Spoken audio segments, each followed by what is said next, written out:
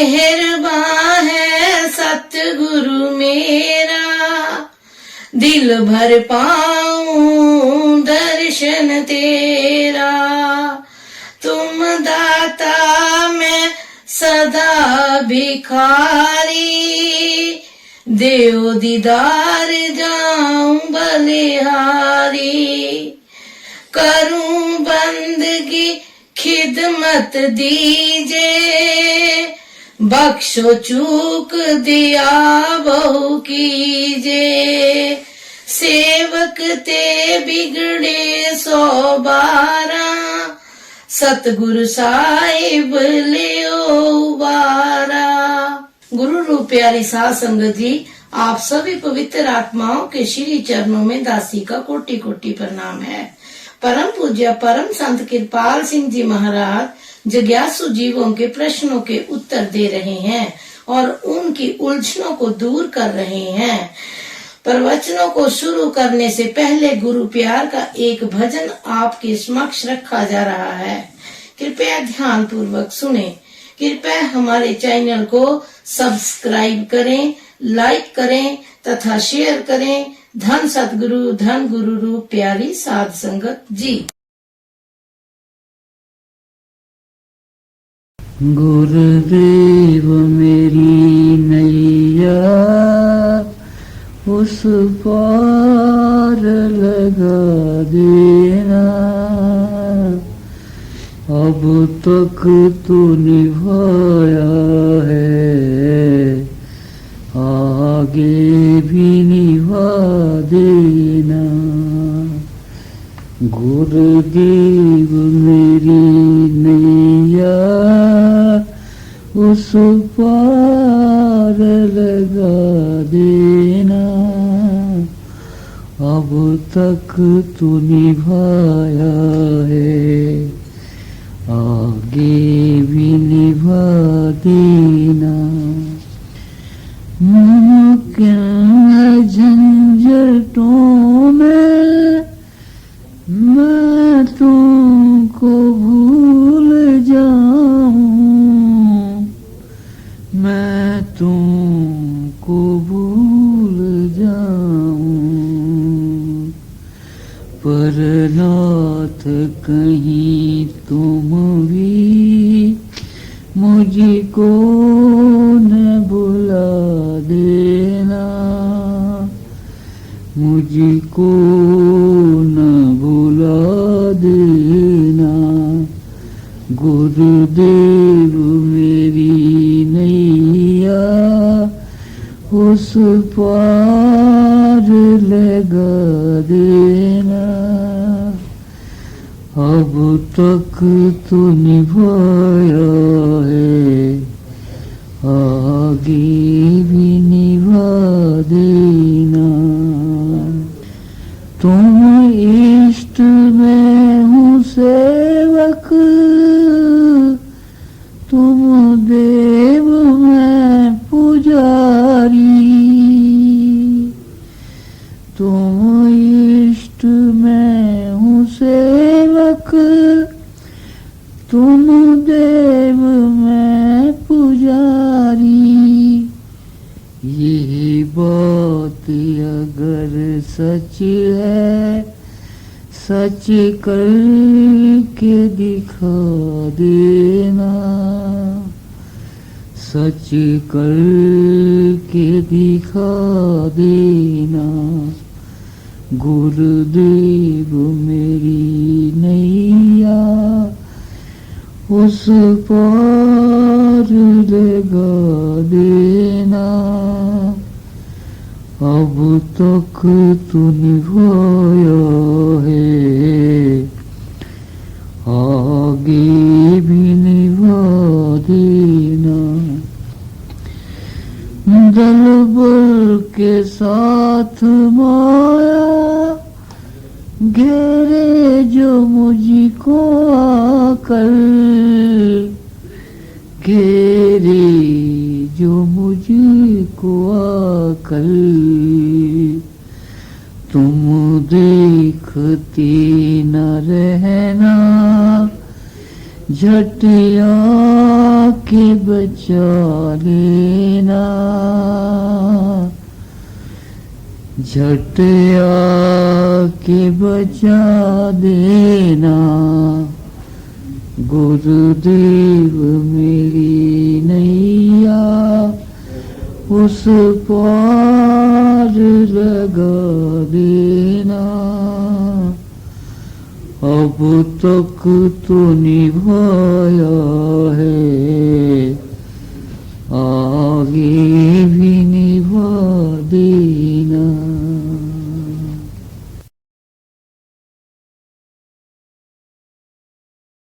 गुरु का ध्यान कर प्यारे, बिना इसके नहीं छुटना। नाम के रंग में रंग जा, मिले तो है धाम निज अपना। गुरु की शरण दृढ़ कर ले, बिना इस काज नहीं सरना। लाभ और मान क्यों चाहे, पड़ेगा फिर तुझे देना।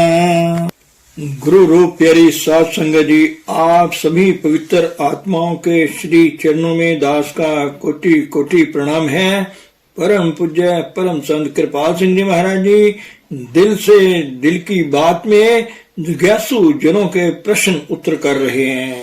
प्रश्न किया जिज्ञासु ने, महाराज जी पिछले चंद वर्षों से मेरे मन में परमात्मा को देखने की तीव्र इच्छा जाग उठी है, क्योंकि मेरा जीवन सुखी नहीं रहा और मुझे हमेशा ये महसूस होता था कि जीवन में दुख ही दुख हैं। लेकिन अब जबकि इस भौतिक जीवन में मुझे रस आने लगा है, प्रभु को पाने की वो तीव्र इच्छा बहुत कम हो गई है।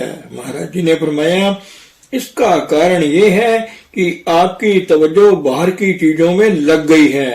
प्रश्नकर्ता ने फिर पूछा, शायद मैं फिर बीमार पड़ जाऊं तो? महाराज जी ने फरमाया, देखो भाई, बाहर के सामान तुम्हारी सहायता के लिए हैं, भोगने के लिए नहीं। गुजारे मात्र बरतो इनमें ही, इनमें खचित होने की जरूरत नहीं है।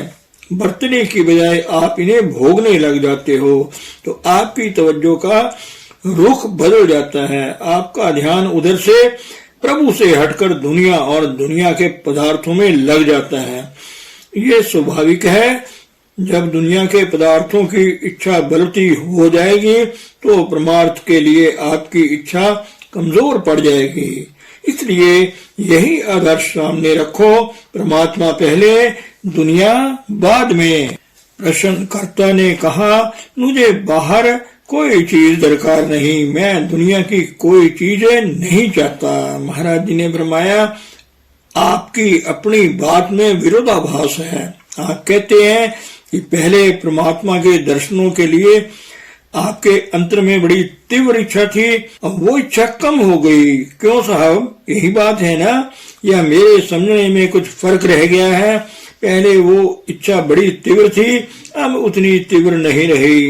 एक अंधा आदमी भी समझ सकता है कि उसका कारण क्या है। आपकी तवज्जो प्रभु से हटकर बाहर दुनिया के पदार्थों में लग गई है। अगर आप पूर्णतः कामना विहीन हो जाएं तो अच्छा रहेगा। वो तभी होगा जब आप उस करण प्रभु सत्ता से नाम या शब्द से जुड़ेंगे, उससे पहले नहीं। उपनिषद का वाक है, वो क्या चीज है जिसके पाने से सारी इच्छाएं, सारी तृष्णाएं स्वतः समाप्त हो जाती हैं और हमेशा की तृप्ति आ जाती है। वह अवस्था शब्द के साथ जुड़ने से ही प्राप्त हो सकती है और शब्द का परिचय, उसका व्यक्तिगत अनुभव दीक्षा के समय आपको दिया जा चुका है।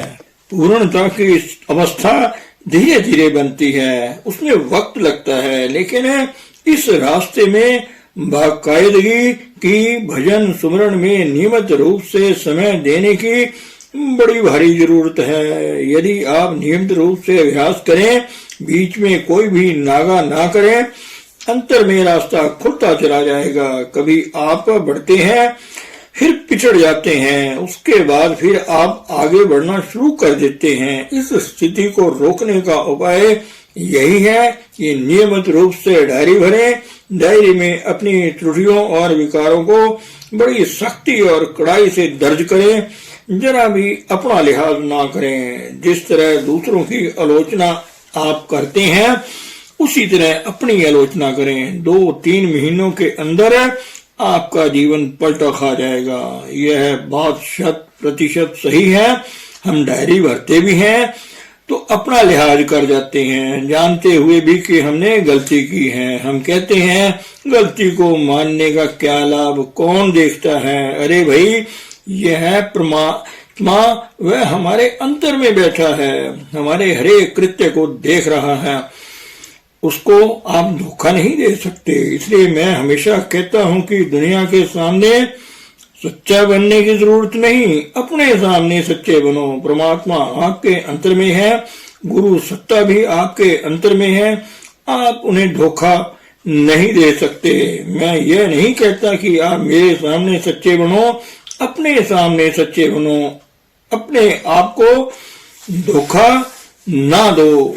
आप इधर उधर बेकार घूमते हैं, बाहर सैर सपाटों और खेल तमाशों में बेकार समय नष्ट करते हैं। मैं हमेशा यही कहता रहता हूं कि जो भी समय आपको यहाँ मिला है उसका पूरा फायदा उठाओ। पीछे क्या हुआ है, आगे क्या होगा, सब भूल जाओ। आप यहाँ आए हैं और ये जो समय आपको मिला है उस समय में पूरी तरह जियो। यदि आप ऐसा करेंगे तो उस अनमोल समय का एक एक क्षण आपके लिए अनंत का क्षण बन जाएगा। मन की पवित्रता क्या है, सिवाय परमात्मा के कोई अन्य दूसरा ख्याल मन में न रहे। परमात्मा हरेक हृदय में निवास करता है, कोई जगह उससे खाली नहीं। हम मछलियों की तरह उस अनंत जीवन सागर में तैर रहे हैं, हमें कोई एहसास नहीं। आप बुद्धि करके बहुत कुछ जानते हैं, ग्रंथों पोथियों का सारा ज्ञान ध्यान लाइब्रेरियों की लाइब्रेरियां दिमाग में भर लो, उससे कुछ मिलने वाला नहीं है। वही ज्ञान फलदायक है जो आपके जीवन आचरण का हिस्सा बन चुका है। जो खुराक हजम होती है वो ताकत देती है, चुस्ती और ताजगी देती है। हजम ना हो तो आलस्य पैदा करती है। बात समझे, आप नींद में झूलते रहते हैं, आपका मन भटकता रहता है। महर्षि शिव रतलाल वर्मन राय सालिग्राम जी के शिष्य थे। एक आदमी उनके पास आया और कहने लगा, महर्षि मैं हर वक्त नींद में ऊँघता रहता हूँ। महर्षि जी कहने लगे, पेट का ख्याल रखो। तभी एक दूसरा आदमी आया, कहने लगा, मेरा मन भटकता रहता है, कहीं टिकता नहीं। महर्षि जी ने पुनः कहा, पेट का ख्याल रखो। एक और आदमी आया और कहने लगा, मैं अभ्यास में बैठता हूँ तो मेरा मन टिकता नहीं, मेरा ध्यान जमता नहीं। महर्षि जी ने उसको भी वही जवाब दिया, पेट का ख्याल रखो। तीनों सवालों का एक ही जवाब था, पेट का ख्याल रखो। शेख सादी कहते हैं, अगर तुम इबादत अर्थात भजन सिमरन में तरक्की करना चाहते हो तो आधा पेट खुराक से भरो, चौथाई हिस्सा पेट का पानी से भरो और बाकी चौथी हिस्सा खाली रहने दो। खुराक पूरी तरह हजम ना हो तो बुरे बुरे सपने आते हैं। दिमाग की तह में दबी हुई बहुत सी बातें सुपर में ऊपर आती हैं और दिमाग पर असर डालती हैं। उससे सुस्ती और आलस्य भी पैदा होता है। उसका एकमात्र उपाय जो मैंने पहले बताया ये है कि जब थोड़ी भूख रह गई हो तो खाने से हाथ खींच लो, भर पेट खाना ना खाओ। हजूर स्वामी जी शिवदयाल सिंह जी महाराज जी फरमाते हैं, जो लोग भजन सिमरन में जल्दी तरक्की करना चाहते हैं उन्हें चाहिए कि वो 24 घंटों में एक वक्त खाना खाएं। ये सुझाव उन लोगों के लिए है जो परमार्थ में ऊंची से ऊंची गति को पाना चाहते हैं, जिनका एकमात्र लक्ष्य है और ध्येय प्रभु को पाना है। ऐसे लोगों को चाहिए कि वो दिन में सिर्फ एक वक्त खाना खाएं। इंसान की तीन अवस्थाएं हैं। सबसे निचली अवस्था में वो शाकाहारी है और उससे ऊंची अवस्था में वो पावनाहारी है। इस तरह और भी ऊंची अवस्थाएं हैं और भी सूक्ष्म आहार हैं। हमारे गुरुदेव हजूर बाबा सावन सिंह जी महाराज की सेवा में 30 वर्ष की एक महिला काम करती थी। वो रोटी पानी कुछ भी नहीं लेती थी, फिर भी वो सारा दिन काम करती रहती थी। जिंदगी की रोटी हमारे अंतर में है। उस अवस्था को इस कि इंसान निराहार रहे और सारे काम करता रहे, पाने में समय लगता है। ये कोई 2, 4, 10 दिनों की बात नहीं है। मैं आपसे यही कहूंगा कि अगर आप भूख से कम खाओगे तो सारी बीमारियों से बच जाओगे। जब कोई स्वादिष्ट चीज बनती है तो तुम लालच में आकर ज्यादा खा जाते हो। उसका नतीजा क्या होता है? जिज्ञासु ने प्रश्न किया, महाराज जी, कल मैं एक चपाती लेना चाहता था, उसी वक्त आप आ गए और आपने कहा मेरी खातिर आधी चपाती ले लो। महाराज ने कहा अच्छा। फिर सवाल किया, यह एक मिसाल थी हमारे लिए, यह बात समझने के लिए। अरे भाई, पश्चिम में तुम जिस तरह रहते हो उसी तरह रहो। अपने रहने सहने का तरीका बदलने की जरूरत नहीं है, मगर मेरी तरह कुछ कम खाओ, कुछ छोड़ दो। महाराज जी ने कहा ये ठीक है। सवाल किया, मतलब ये है कि आपका इशारा सिर्फ खाने के बारे में नहीं था। महाराज जी ने फरमाया यह आपकी अपनी इच्छा की सही नजरी की बात है, आपने ठीक ही समझा है। फिर प्रश्नकर्ता ने पूछा, मैं कुछ बातों को समझ लेता हूँ और उन पर अमल करता चला आ रहा हूँ। लोग कहते हैं कि मैं गलती पर हूँ, लेकिन मैं अंतर में एक खुशी महसूस करता हूँ, पर मेरे आलोचक खुश नजर नहीं आते। लेकिन अब जब आपने मेरे इस विचार को सही बताया तो महाराज जी ने फरमाया, परमात्मा का शुक्राना करो। मैं तो यही कहूंगा, कोई और सवाल किसी का पूछना हो, एक दीक्षित की ओर देखते हुए कहिए। वो बोला, आप मेरे भजन सिमरन के बारे में जानना चाहेंगे? महाराज जी ने फरमाया, और क्या काम है मुझे? कल आपने क्रिसमस का त्योहार मनाया, खूब खुशियां मनाई, उसके बाद आज आप कुछ अच्छा महसूस कर रहे हैं, क्या ऐसा है? फिर तो ठीक है। एक व्यक्ति से, और आप, क्या मैं आपसे पूछ सकता हूँ, आपने भोजन पा लिया? मेरा मतलब है जिंदगी की रोटी खाई है, अर्थात शब्द से जुड़े हैं? शायद नहीं। अरे भाई, भजन सिमरन में बाकायदगी रखो, उसमें नागा ना पड़ने दो। बहुत गंभीर होकर एक भी दिन ऐसा नहीं गुजरना चाहिए जिसमें तुम अपनी आत्मा की खुराक ना दो। वो खुराक तुम्हारे अंतर में है। इसीलिए यीशु मसीह ने कहा, आदमी रोटी पर ही जिंदा नहीं रहता। अरे भाई, बाहर की यह जो रोटी हम खाते हैं ये तो केवल जिस्म को जिंदा रखने के लिए है। यह शरीर घोड़ा है जो हमें सवारी के लिए मिला है। घोड़ा मजबूत हो तो वो टूटे हुए छकड़े को भी खींच कर ले जाता है। इसलिए मैं कहता हूँ कि आत्मा के स्वास्थ्य पर शरीर और मन दोनों का स्वास्थ्य निर्भर करता है। हम या तो जिस्म को खुराक देते हैं या बुद्धि को, आत्मा को खुराक नहीं देते। जिस्म की खुराक अन्न पानी है, पढ़ना लिखना बुद्धि की खुराक है, और आत्मा की खुराक क्या है? आत्मा की खुराक है करण कारण प्रभु सत्ता, अर्थात नाम और शब्द से जुड़ना, जो जिंदगी की रोटी है, जिंदगी का पानी है। आप इसी जीवन आहार के लिए यहाँ आए हो। वो जीवन आहार कहीं बाहर से नहीं लाना, वो तो हमारे अपने अंतर में है। उसको पाने के लिए बाहर से हटाकर अंतर में प्रवेश करना होगा। उसमें कोई पैसे धेले की खर्च नहीं।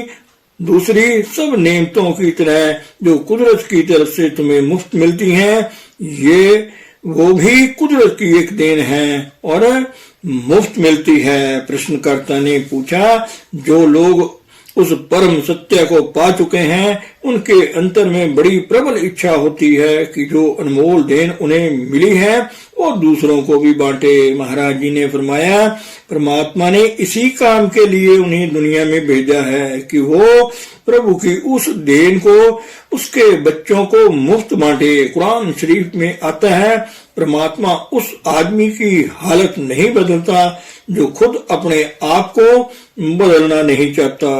तो अब अपने अंतर में अपनी हालात बदलने की इच्छा होनी चाहिए। हम सब उस प्रभु की संतान हैं। सतगुरु में अर्थात गुरु के मानव तन में प्रभु काम करता है। यही हमें हाथ देकर ऊपर उठाता है, हमारा कल्याण करता है। धन सतगुरु, धन गुरु रूप प्यारी साध संगत जी।